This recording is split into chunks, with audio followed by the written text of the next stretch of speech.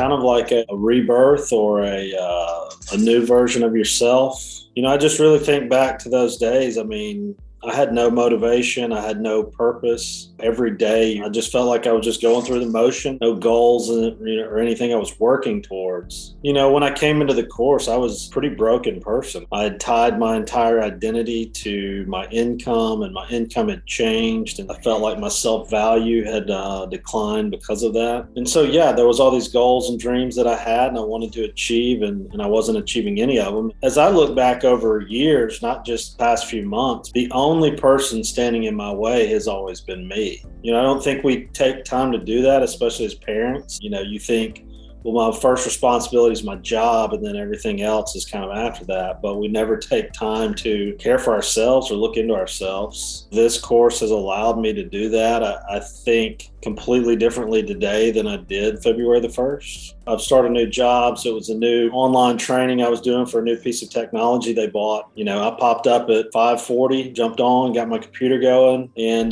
knocked that training out by 7 o'clock in the morning. I would have never offered somebody in February to do a 6:15 a.m. training. For everybody, your most productive time is typically in the morning. It's when your phone's not ringing and there's not a million emails coming in. I'm just celebrating the amount of productivity. There's some business opportunities out there that I'm exploring. In the past, I would have gotten a business opportunity and I would have kicked it around, and I would have waited a few weeks or 4 or 5 weeks and then kind of drug it out. But ultimately, it was fear holding me back from pursuing it further. It wasn't that I couldn't get it done or I couldn't figure out how to make a deal or transaction happen.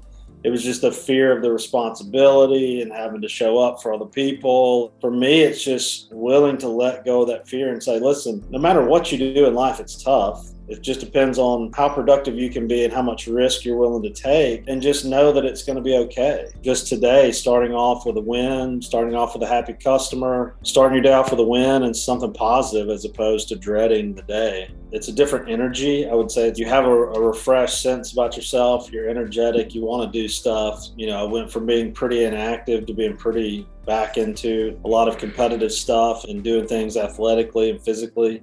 Just my wife and I had a conversation earlier, and she was unhappy with a couple things. And, the one thing I took away from that is I used to would get angry or say, you need to do this, you need to do this, you need to do this. And instead I was like, hey, this is a way you could communicate with me better. And if you would approach me in this way, I'm much less resistant to talk about things. She remembers Chris from, last October, November, December, just overall growth across the board. I used to tend to let little things bother me, driving down the road, get pissed off at somebody. I'm kind of a control freak on stuff. And so if somebody's not driving properly or they're doing something dangerous, I can't control the person in that vehicle. I can either slow down or speed up and get around them. And those are my two options. If your kids see you going out and running in the morning, then they're going to think, well, I need to get up and do something. My son wakes up at 5:45 every morning, and he got up and he was like wanting to watch TV. And I was like, no, man, let's go for a walk. And we just went for a walk and we raced each other. I was thinking, wow, you woke up and you took him out and gave him an experience in one-on-one time. And that's so much more important than anything else you could have been doing at 6 o'clock in the morning. We all want to be our kids' hero, and that's how you become their heroes, by being their leader, and loving them and taking them outside and spending time with them, and then being the example of what you want them to be. Girls typically marry their dad. They typically go looking for a version of their dad. You need to be that example of who you want her to marry, and you need to be that leader for her so that she sees that.